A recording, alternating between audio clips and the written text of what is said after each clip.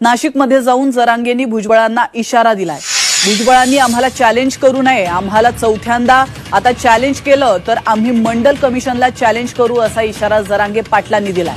आम्हाला गोरगरिबांच्या अन्नात माती कालवायची नाहीये, त्यामुळे ओबीसी बांधवांनी भुजबळांना समज द्यावी असंही जरांगेंनी म्हटलंय। तर हिम्मत असल्यास जरांगेंनी मंडल आयोगाला चॅलेंज करून दाखवावंच असं प्रतिआव्हान भुजबळांनी केलंय।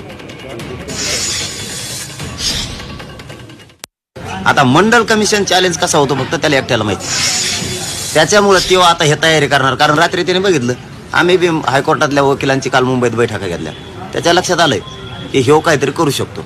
पण मी जाहीर आपल्या चॅनलच्या माध्यमातून सांगतो, या नाशिकच्या पवित्र भूमीतून सांगतो, आम्हाला मंडल कमिशन चॅलेंज करायचा नाही। आम्हाला गोरगरिबांच्या अन्नात माती नाही घालायची। पण गोरगरीब ओबीसी बांधवांना त्याला एकदा समजून सांगावं की तू नाटकं करू नको, राजकारणासाठी राजकीय फायद्यासाठी तो गोरगरिबांचं वाटोळ करू नको, कारण या 3दा झालेलं आहे आता।